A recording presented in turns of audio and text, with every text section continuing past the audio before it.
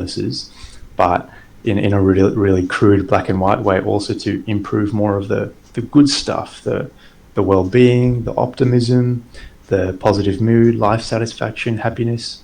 So it can really help across the spectrum of mental health, whether you have a mental illness or not. And I think that's quite relevant for us as clinicians, many of you in the WPO network, who maybe see people with subclinical issues who don't necessarily meet the criteria for a disorder as such, but still maybe wanting to improve some of those quote unquote positive stuff more, the happiness, mood, etc.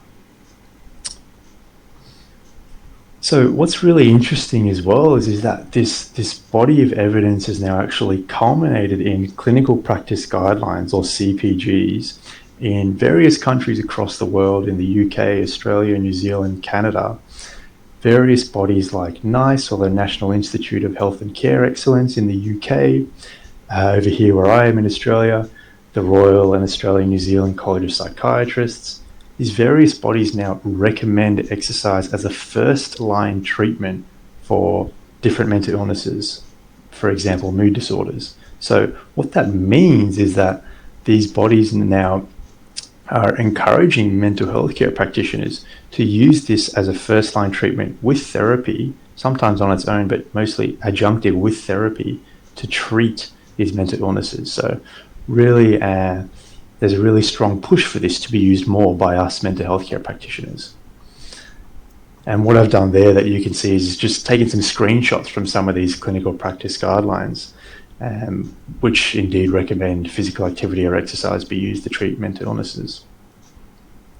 So we've taken a little bit of a grand tour over the evidence for exercise for mental health, but really what I hope to do in the next few minutes with you all is to actually talk about what the mechanics of that might look like with your clients, and how you might actually use that with your more traditional psychotherapies where relevant to treat some of your clients.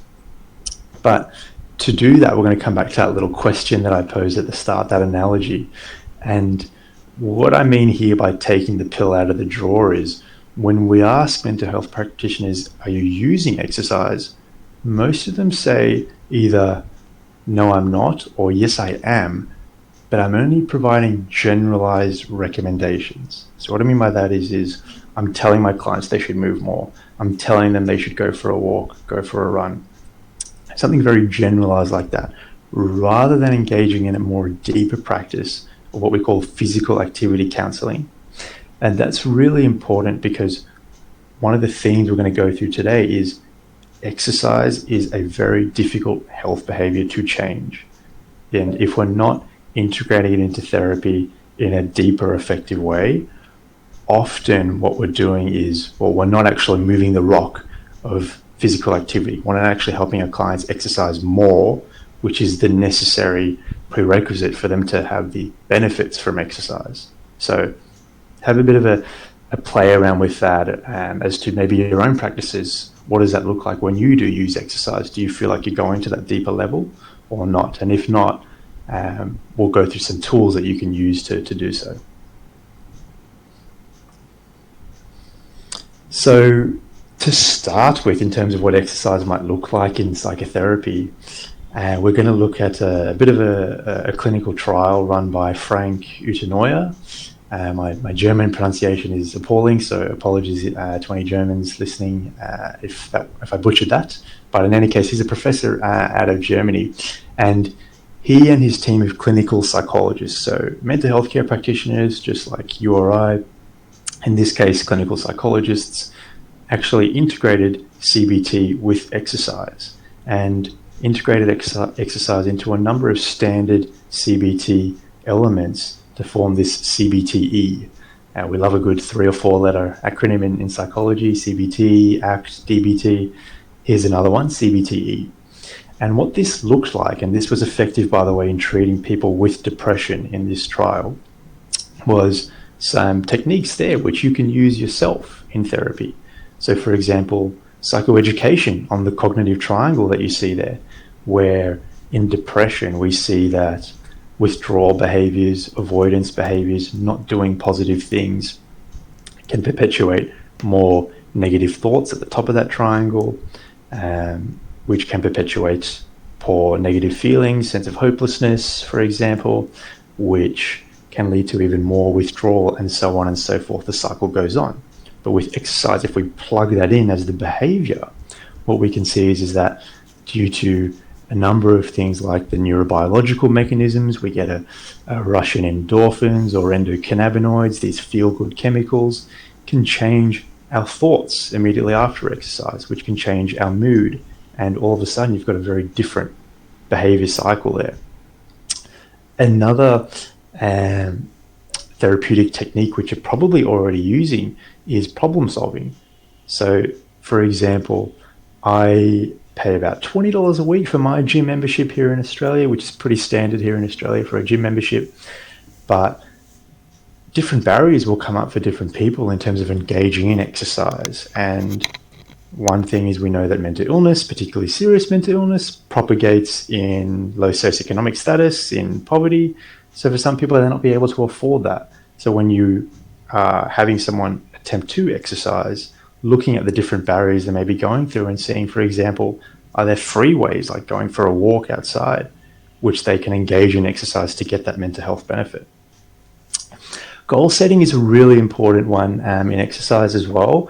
And I think the main thing to take away with goal setting is that it's not just a one and done approach, but rather we are setting individualized goals for where that person is at in week 1, but revisiting that in week 2, week 3, week 4, because what you will likely find is that, particularly for sedentary clients who aren't moving as much, there'll be changes week to week in the levels of physical activity, and that's something that we can continually play around with, individualized change as they become more active. Instead of 10 minutes a week, okay, next week let's shoot for 30 to 40 to 50, etc. And then I think a really relevant one for depression, which you may resonate with if you think about the clients with major depression that you may have treated, is this last one of behavioral activation. Kind of relates to what I talked about with the cognitive triangle and changing mood and thoughts, but particularly with mood monitoring, where, for example, you'll have someone exercise and rate their mood out of 10 out of 100 before and then after. And showing them objectively how mood has changed, which more often than not is for the better if we do it right after exercise, can be really good objective evidence coming back to cognitive restructuring, with behavioral activation, with the mood monitoring, to show someone that you are doing something positive for your mental health. And that's really important with depression, because we know that there's often a memory bias, a filter of seeing things through a negative, doubtful end. But showing them that evidence of, well, when you did exercise on that Monday, you actually mood did improve, can be really useful evidence for them to support them to continue to engage in exercise.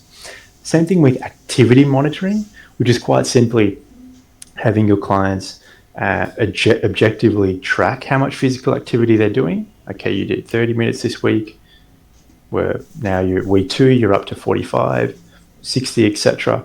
Because again, you have objective evidence to show them, well, 2 weeks ago you were doing 20 minutes of exercise a week. Now you've tripled that. You're doing 60. That's fantastic. Look at the progress you're doing. Again, really important in the depressed brain, if you like, with that negative filter that some people will come at it through. So these are some strategies you can think about when you're integrating and using exercise in therapy with your own clients. So got a bit of a question for you all, which is this. Kind of spoils it with the picture there. Hopefully you didn't see that, but what is the most effective exercise for mental health? So would love to hear from you in the chat. And this is always really interesting to see if there are any winners or popular answers here. So would love for you to pop in the chat if you can. What do you think is the most effective exercise for mental health? And I'll preface this by saying that there's no right or wrong answer, although there kind of is, and I'll get to that in a second. But just pop in the chat and let's see what the answers are that we get.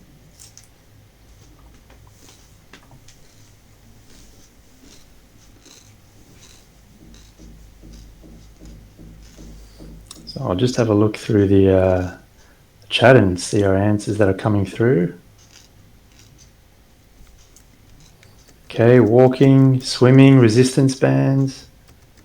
Lots of votes for walking. Okay, cardio, yoga, fantastic. Weightlifting. Yep, I'm with you there.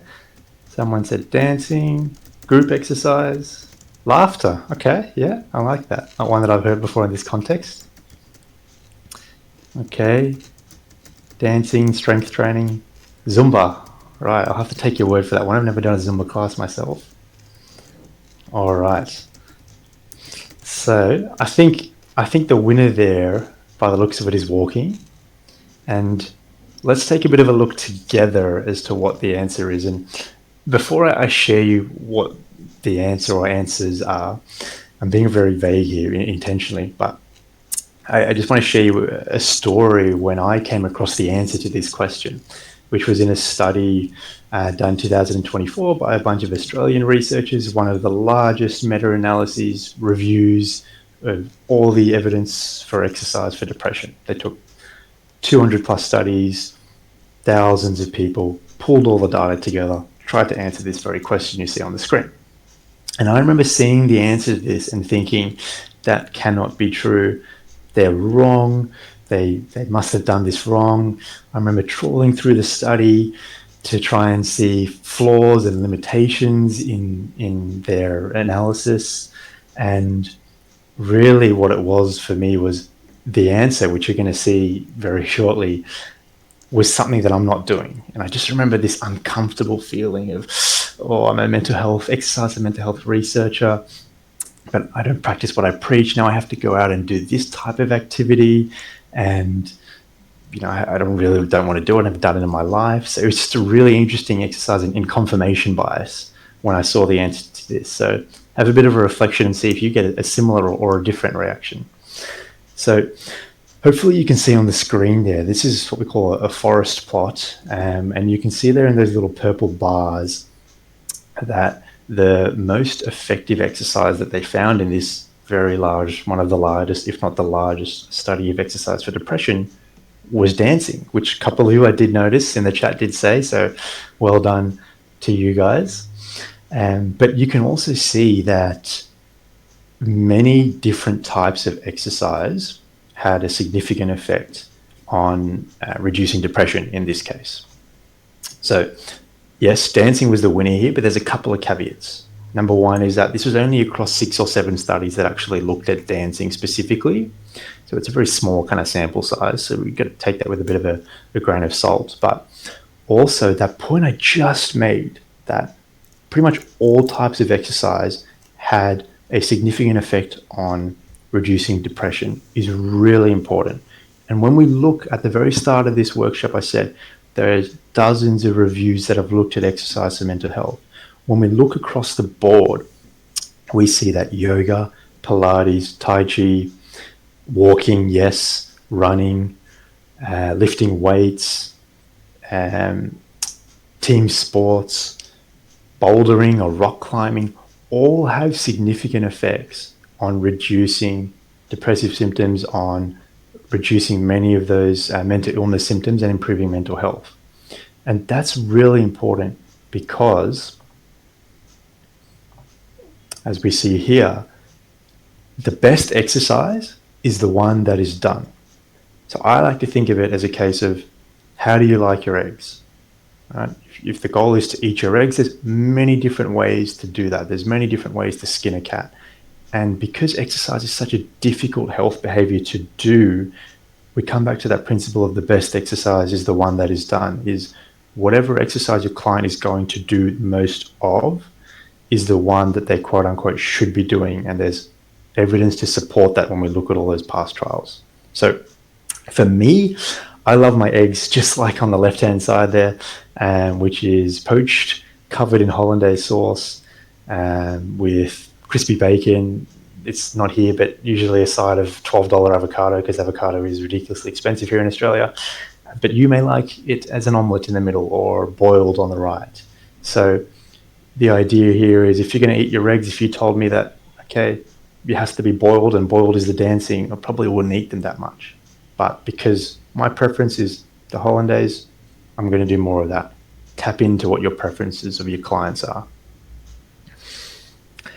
And I think a really helpful framework to understand what preferences to look for is the TED principles. So the TED principles are 3 psychological variables that you can optimize for in therapy with your clients. Remember, the goal here is exercise, brilliant for mental health, but it doesn't work unless they take their pill, unless they actually are going to do it. What are the variables we need to look at to get them to do more of exercise? Well, TED is a great way to go about it. So the T is type. That's what we just went through. So we know, like I said, various different types of exercise have a positive effect on mental health. A really interesting one here in Australia they're looking at is surf therapy. So it's like they kind of do mindfulness in a more traditional sense on the beach. Then they go out with a surf instructor literally straight after surf, and it's almost like experiencing mindfulness on their board, and then come back and debrief. So they're putting the theoretical practice concepts to practice when they go out and surf, and then they debrief after that. It's a really interesting research there, just as a bit of an example. But T is type. Environment. So 2 types of environment that we really should watch out for as mental health practitioners. The social environment, which is who are they exercising with? The concept of me exercise or we exercise. Again, different preferences for different people. I was talking to a researcher in Melbourne. She looks into exercise and mental health as well. And she was telling me as a mum of 2 young kids that her run or jog in the morning is the only time she gets alone in her day. And it's 100% me exercise for her. And it has to be because it's so therapeutic in that sense to just be with her and her own thoughts rather than looking after the needs of everyone else as she does for the other 23 hours in the day. But for some people, it's going to be that we exercise, group exercise as well. So again, preferences, pick your poison. There's some emerging evidence to support exercise, to support a green space effect, which is exercise in nature, or a blue space effect, which is exercise in water, like that surf therapy I just talked about. So consider those as well if that's at your client's disposal, but not everyone will have access to safe spaces where they can be in nature around them or in water. And D is the domain. So this one's really important. This is where some mental health practitioners go wrong, is not all exercise is beneficial for mental health. And the domain is one of those variables where you can have differential effects. And if you're exercising for leisure, fantastic. That's just recreational exercise, which most of you probably are doing yourselves. That's what I do. That's great for mental health. Transport, which is, for example, if you park your car, you cycle, for example, to and from work, right? Great for mental health. But the one that seems to be the most detrimental is the occupational domain, which is where your work is your exercise. For example, if you're a nurse and your exercise is just the steps that you get at work, if you're a laborer and your exercise is just the physical work that you do, that doesn't seem to be anywhere near as beneficial for mental health. So trying to get our clients either to, if they have the time, recreationally exercise, which most of your clients will, or to work it in with their transport, that's our go-to with the domain. So these are 3 ready-to-use principles that you guys can incorporate with your clients when you're looking to, again, with that goal of how do I get my client to move more to benefit their mental health. Okay, so you may have heard this quote before, which is, you probably have heard it more in reference to smoking, which is quitting smoking is easy. I've done it 1,000 times. And it's a very similar concept with exercise. And the last part of today's workshop really is on this behavior change problem, which is coming back to what I said earlier. When you look at surveys, 95+% of the population know and report, yes, I know exercise is good for my health. But somewhere between 1/3 and 80% of the population are physically inactive. In Australia, I think the data is about 40% of the population is physically inactive. So there's this big gap between people who know exercise is good for them versus people who are actually exercising. So I think this is summed up really well in that little picture at the top, which is, people start off exercising. Yeah, I know it's good for my mental health. I know it's going to be beneficial for me. I feel good when I do it. Sometimes they try it, but then it becomes maybe later, very quickly, the program drops off. When we look at New Year's resolutions, 50% of people drop off in the first 3 to 6 months. We're coming up to that first 3 months in the time of the year. So getting people to exercise consistently is a really tough endeavor. So I'm going to give you some tools in a second, in addition to the TED principles, to help your clients to actually overcome this intention behavior gap. One of the really important things to note is, I mentioned that the majority, or in Australia's case, 40% of the population is physically inactive. So there are these barriers to exercising, right? When we talk about people with a mental illness, there are additional barriers to exercising in general. There are additional barriers that we as mental health practitioners need to consider for our clients to be able to overcome to make exercise consistent. There are a whole gamut of barriers. I'm going to give you a little handout at the end, which kind of goes through what some of those common barriers are. But one of the really interesting barriers I came across was not in my clinical practice, but was actually with a friend who I'll call Bill for the sake of confidentiality.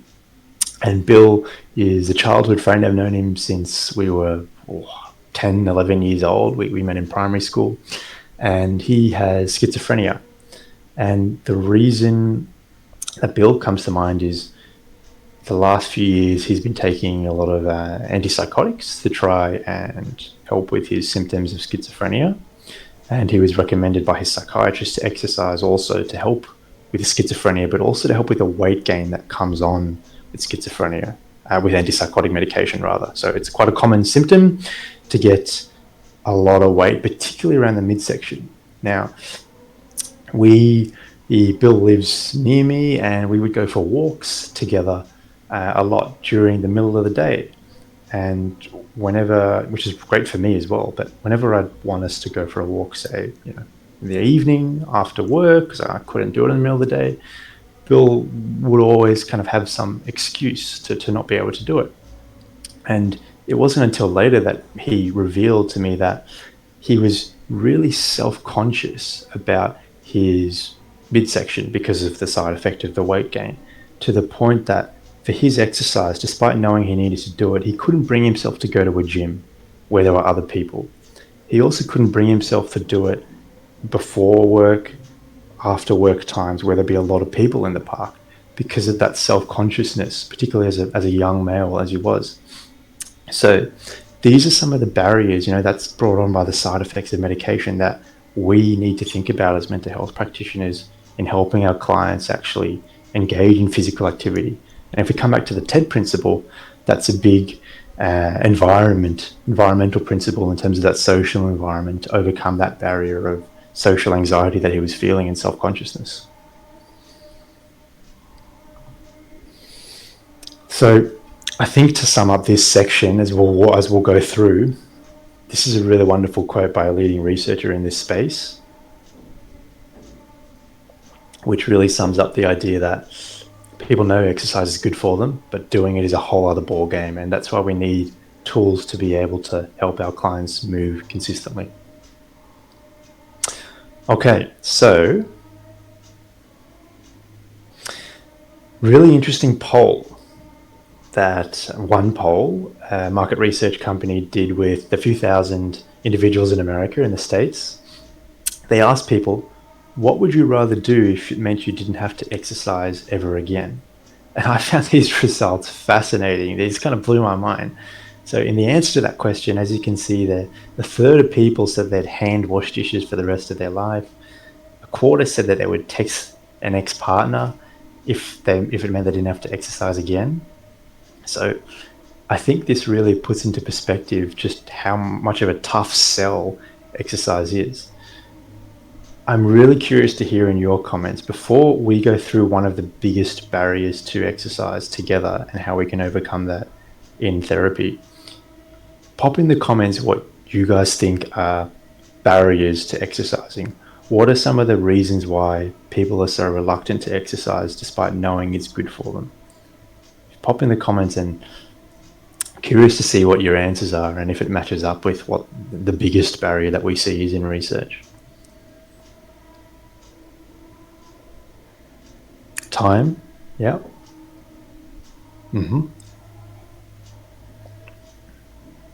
Motivation, it's no fun, interesting. It's no fun, interesting. Time, okay. Time is a real big one, prevalent one that's coming out. Weather, yeah, interesting, yeah. Not a problem we have here in Australia, but that's a really good point depending on where you are. Discipline, low energy, boring. Okay. Time. Okay, interesting. That's an interesting one. The times come up as the prevalent one. So I'm going to go through one of the biggest barriers with you, and someone did. I think it might have been Lydia yourself, or someone said this particular barrier.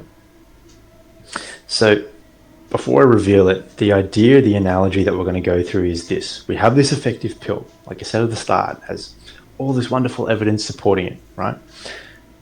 People aren't taking their pill.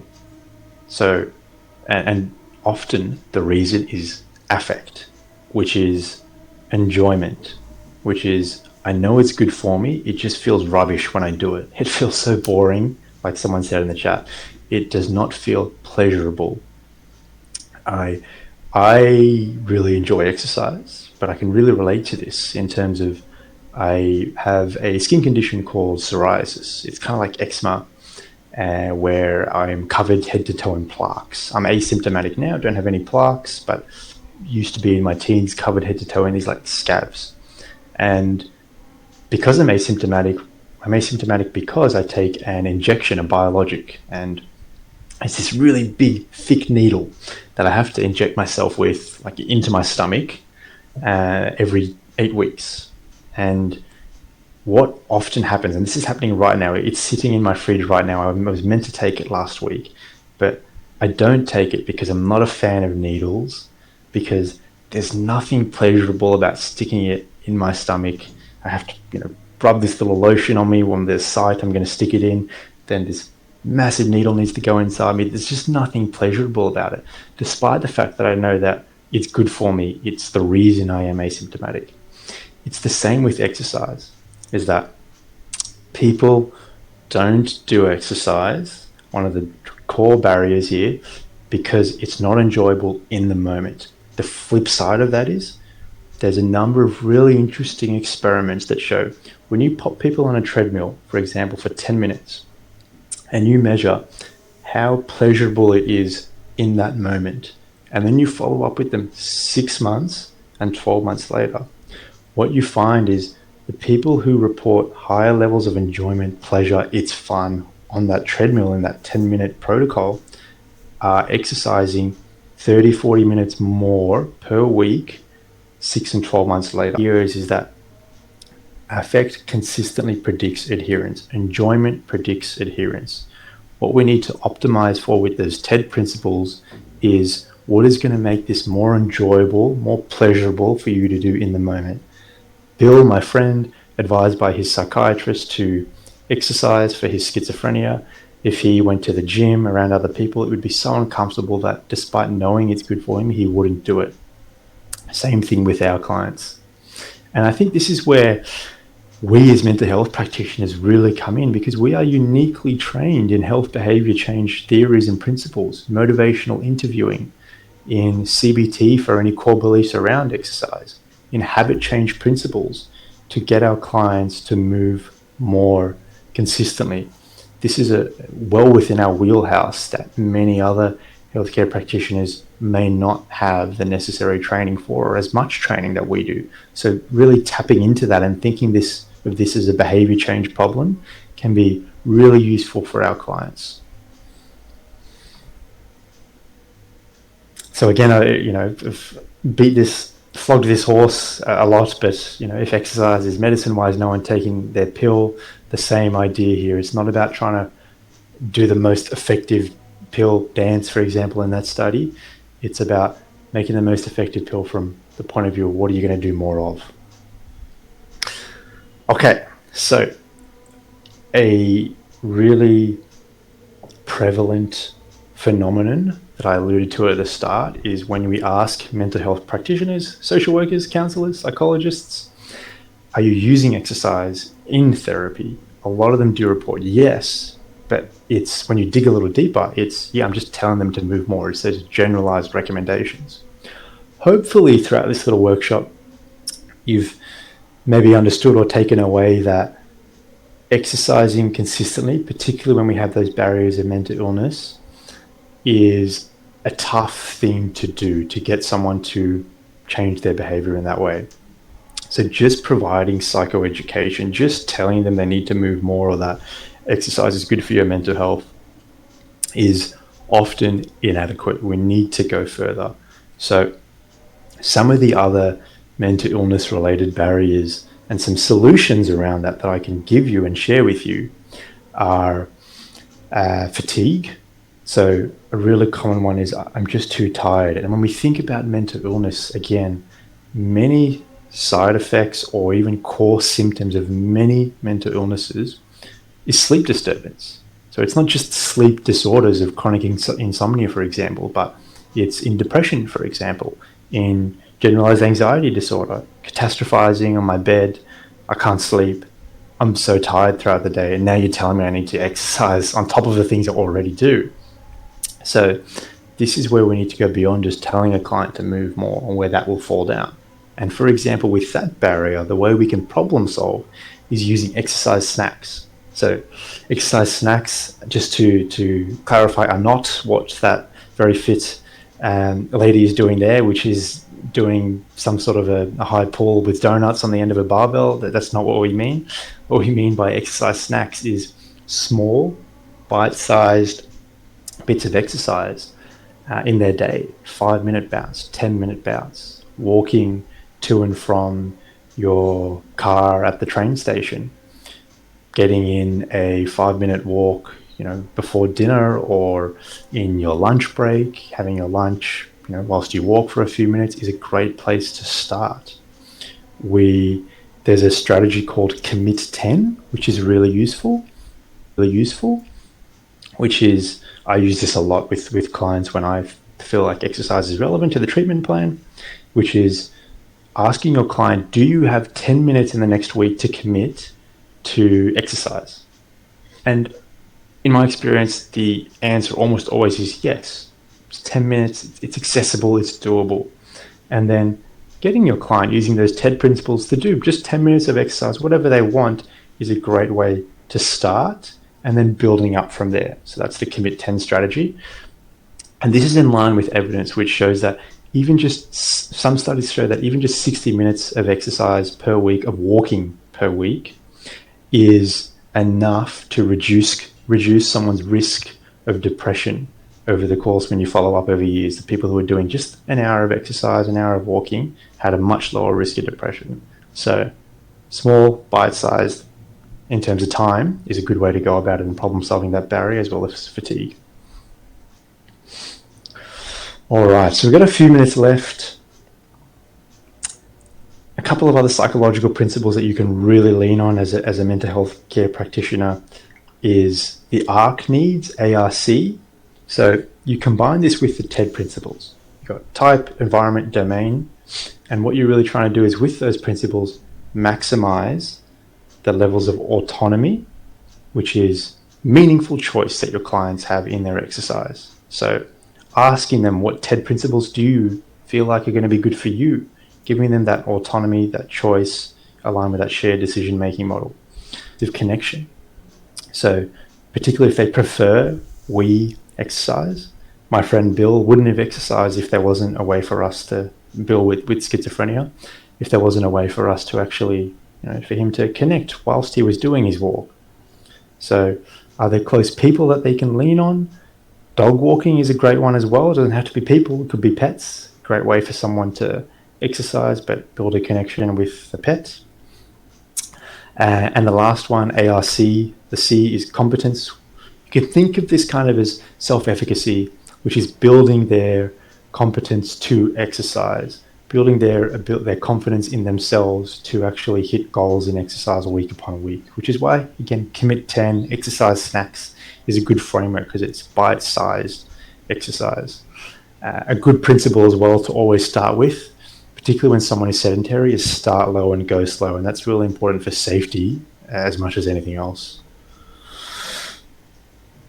And the final psychological principle that I'll talk about today, there's many more in our gamut that we can lean on, but a really important one is self-compassion. And that is that typically what I have observed is individuals will set goals and individuals will hit goals initially, but it's usually in weeks 3, 4 where they'll start to revert to older habits, if you like, of sedentary behavior, where they will start to fall off a little bit. And it's really important, if you rewind back to the start, to actually set their expectations that it's not going to be a linear journey in terms of exercise. You're not just going to be able to hit your goals each week. It's very normal, it's very okay if it is a little bit more curvilinear in terms of your progress. And then embodying that, teaching that self-kindness, that acceptance of where you're at can be really good to get them back on track, particularly for people with a more self-critical self-talk or mindset, which is often the case in our clients. So I hope some of those principles are really useful. These are a couple of handouts. This one here has common barriers that people will bring up in exercise, particularly those with depression. And if you see there at the bottom, there are some actions that you can actually use that match up to some of those barriers in terms of problem-solving therapy that you can use with your clients. This was taken by a Canadian research team, so full credits to them, Guy Faulkner and co-authors. And this is a really nice handout that you can give to your client as well. In terms of those TED principles, the type, the environment, and in terms of optimizing it so that they have more enjoyable exercise, things to consider, the different variables, gives them a nice creative outlet and might even be really creative for yourself to think about how you can use your exercise to optimize for your own mental health based on some of these variables. The very last thing that I will say before we tee off for a bit of a Q&A is, unlike many other therapies, exercise can go wrong. And it's really important to be aware of that as a mental health care practitioner. No therapy is a panacea, nor is exercise. And not only are there situations where exercise may just have a null effect or have no benefit, it can actually cause physical and psychological harm. So it is something we need to be careful with. For example, understanding your scope of practice, which is going to be different as a mental health care practitioner, depending on the country that you're in. For example, if your client has a pre-existing heart condition, then you'll need to refer out to a physician, to an exercise physiologist before you start to engage in exercise. Psychologically speaking, eating disorders, excessive exercise is a very common behavior in some eating disorders like anorexia, but also the hidden body image disorders like muscle dysmorphia, which is kind of this preoccupation with wanting to be big. The relevance of that picture, by the way, I don't know if anyone's guessed it, but that's a particular Star Wars figure, but it's not the Luke Skywalker that I remember. And this prompts a study that a few researchers at Harvard did, where they tracked the shoulder width, the waist width, and the arm girth of action figurines sold to young kids across time between the 70s or 80s and the 2000s. And they found that the shoulder width, the arm girth was increasing in these action figurines, Luke Skywalker's, He-Man's, G.I. Joe's, across time, and creating these unrealistic expectations in young boys in particular.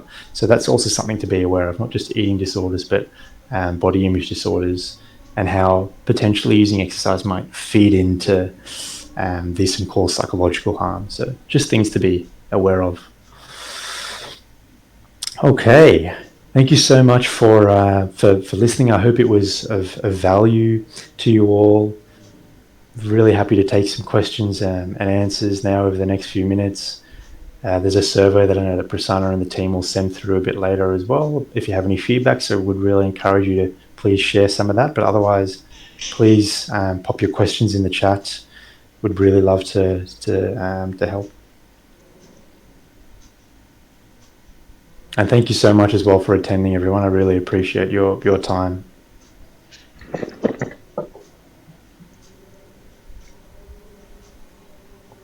Indeed, there are a couple of questions which are prioritized. If you're able to see the priority option, Yeah, you of know, course. just under that there are a lot of questions. You can just take a look at it and get it answered. Okay. Q&A. So are they just the ones at the top, Prasanna? Or Just below the Q&A, you will see an priority? option Yes, I say see. Yes. priority. Yeah, Okay. yeah, yeah. Okay. So those are the questions which come up. Yeah. Yeah, yeah, Thanks. definitely. All right. So, would you distribute the research reference list you use? Yes, I definitely can. What I will do is I will add that to the slides. Yep, 100%. And I can certainly list some of the papers and books. So, if you'd like to read up more, you can do that. Definitely. You said here in Australia, are you working for WPO in Australia? I work for WPO in Canada and was told they didn't have staff in Australia. So now I practice in Australia for another employer. Yes, I do work for WPO in Australia. And yeah, there's a team of about maybe a dozen of us clinicians here on the Australia team. Yep. How are you delivering training from Australia when WPO doesn't have business practice in Australia? Yeah, so we definitely do. I'm part of the WPO Australia team, so yeah, maybe get in touch with your TL. They might be able to help there. But we definitely do have a team of clinicians here in Australia. What if your client really enjoys swimming, but the pool is far away, and the time there and back eats into their work life, and they can't get there? Is there a similar alternative to swimming they can engage in? Yeah, really interesting one. And I think that really does speak to a couple of things there, barriers and also preferences for type. So I think a couple of potential solutions there. Firstly, if the pool is too far away, maybe it's a case of looking at other types of physical activity that they might enjoy. And again, there's a really large gamut. So it could even be something as simple as walking during the week, and maybe on the weekend when they have more time, if they're not working, those can be the dedicated days that they do their swimming. So, it doesn't have to be one form of exercise the whole time. Maybe it's something more time efficient in the week, like walking, and then on the weekend it is the pool when they have a bit more time. Could you repeat the name of the paper and the research, please? I'm not sure which paper you're referring to. If it's the one with the Luke Skywalker and the body image changes in size with the figurines, the lead author in that one is Harrison Pope. So if you just type in Harrison Pope, body image, toy figures, Google Scholar, you should see the paper there. But if it's something else, then I will put all the papers together at the end of the slideshow, so that when you get sent that, you can have a look at some of the research references there.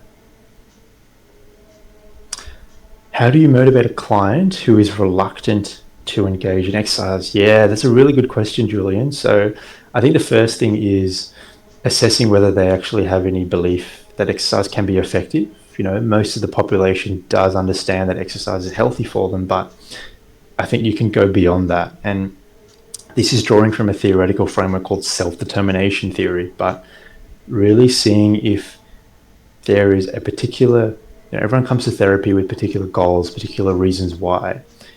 If there is a reason why that your client specifically has that exercise can help with, that is far better in terms of motivating them to move to engage in exercise than some generic, it's good for, this study over here, which your client doesn't care about, says exercise reduces depression. That might appeal to us if we love the research, but it might not appeal to your client. So, for example, if they have, I'm really wanting to socialize more, to connect more. I feel like my social well-being is really low. Then potentially talking about how exercise can help with that in terms of a team sport, or maybe exercising with your partner could be a great way for you to build connection in your relationship. So I think tailoring that psychoeducation and the why to their needs can be really useful, drawing on self-determination theory, and then potentially giving them some psychoeducation on the benefits for exercise more broadly. But I think the biggest thing is going to be those TED principles, enjoyment, trying to make it a more effective pill for them, a more tasteful pill for them. Using some of those TED principles hopefully gives you a framework to make it more motivating for them. Margarita, it is more difficult to exercise when individuals acquire health issues as they age significantly in mobility. This brings more loss, grief, sadness, and low mood difficulties such as driving, loss of independence, etc. Any further thoughts, or only the medication? Yeah, okay. So I think maybe what you're asking, if I understand it correctly, is about those specific barriers. And I think, yeah, it's interesting because there's almost a paradox there in the sense that having, for example, loss of independence can make it harder to exercise. And for some people, it may not be feasible. But for many, I think exercise, particularly as we get older, as the world can become a little smaller, experience things like cognitive dysfunction, that exercising can actually help the opposite of that, which is increase one's independence.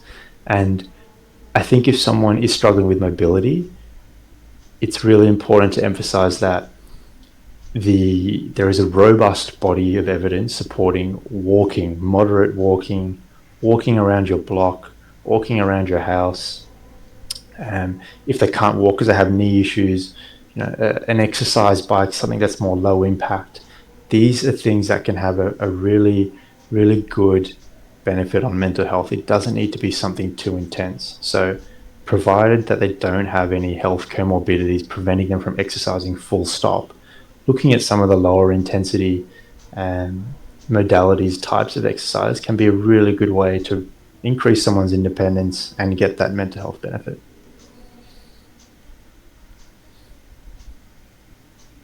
See if there are other questions in the priority tab.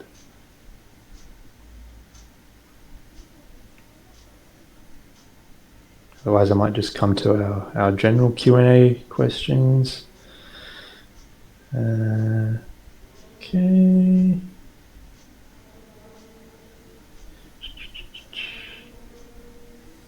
Yeah, please keep the questions coming through if you have other questions. The handouts, I will pop them in the slideshow so that you guys can see when you get sent the slide deck. So they'll definitely be available for you. Yeah, because I think a few of you are asking about the slides and the handouts. Walking to that. The transcripts, I'm not too sure whether you guys will get copies of the transcripts. There might be one for Prasanna to answer, but definitely the slides and the references, handouts, I will definitely have sent to you. Yep.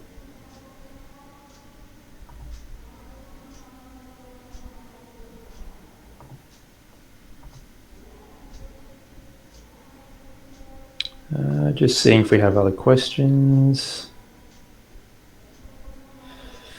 Yeah, please keep them coming if you have other questions. Okay, another one's come through. Ardana, what client case that you would recommend physical exercise? Okay, so if I understand that correctly, you're talking maybe about mental illnesses or presenting cases or symptoms, in which case there's a whole gamut. I think slide 2 or 3 has a bit of a summary of it, but the strongest evidence supports its use in depression. That's at all severities, mild, moderate, severe, even subclinical depression. Then there's a good body of evidence for anxiety, and that's if someone has an anxiety disorder or just subclinical but higher levels of anxiety. Lots of randomized control trials there. Schizophrenia as well. So reducing the positive symptoms, the negative symptoms of schizophrenia, but also the cognitive dysfunction that comes along with many cases of schizophrenia. Then, in terms of just general stress reduction, there's a good body of evidence there as well. Like I said, to improve your mental well-being, even if you don't have a mental disorder, so to improve happiness, life satisfaction, certainly would be the case. And then a more emerging evidence base for things like PTSD, OCD, bipolar, insomnia as well. So if you want to group it by mental illnesses, that hopefully gives you a bit of an understanding. But I think the first thing I'll say as well, or another thing I'll say as well, is that it's not for everyone. Exercise, a lot of your clients may already be exercising, in which case maybe it's just a gentle encouragement for them to keep exercising, and you look at other treatments in your toolkit. But yeah, hopefully that gives you a bit of an understanding as to when you might or would not use exercise. I think as mental health care practitioners, well, certainly me as a provisional psychologist here in Australia, what's in my scope of practice is to use exercise adjunctive with therapy. So it rarely forms the only treatment that I use, but it is often something that I'll use, like CBTE, for example, alongside CBT or alongside mindfulness-based interventions, ACT, for example. Hopefully that answers your question. Can you find me on LinkedIn? Yep, you certainly can find me on LinkedIn. Yep, Indy Disanaika, I think my name's there. I will be there. Love to connect, Ivania. Yeah, that's a great idea. Stephanie, would you recommend physical activities within groups? That comes down to me exercise versus we exercise. Some clients, it's the worst idea under the sun and they would never do it. I'm in that boat, for example. And for others, yeah, and there are lots of clinical trials where the intervention is group exercise. So lots of evidence to support that. I think it really comes down to the TED principles, in this case, environment, me exercise versus we exercise in the social environment. Yeah, really good question, Rupreka. How do I address the scope of practice issue as a mental health practitioner in introducing exercise in therapy sessions? So this is going to be different for each of you as mental health care practitioners in terms of whether you're a social worker, counsellor, mental health nurse, psychiatrist, prof psych like me, and also on the country that you're in. So certainly refer to your scope of practice guidelines. But one thing that's pretty common in scope of practice codes of ethics, which is what ours is called here in Australia as a provisional psychologist, is the more training you do, the more CPD, continuing professional development you do, exactly like today, the broader your scope of practice becomes. So, scope of practice is a dynamic thing, and by doing more trainings like this, you can certainly make sure it is within your wheelhouse. But I think consult your code of ethics for your practitioner in your country would be the best advice I could give, Rupreka. But certainly within our practices as psychologists here in Australia. Okay. Thanks so much, everyone, for your questions. I think that's time, Prasanna. But yeah, we'll see. Yeah, that's correct. We are on the top of the heart. Thank you so much, Indy, for this wonderful and insightful presentation. Thank you all for being here today, and I appreciate your attention. As I stated previously, the slides you've just seen, we will be emailing it to you in PDF form following the session, and will be accompanied by the link to the seminar recording as well, along with the Professional Development Institute certificate as well. Now, this concludes today's Workplace Options Professional Development Institute seminar. Thank you all for your time, and have a wonderful week. Thank you all. Thanks, everyone.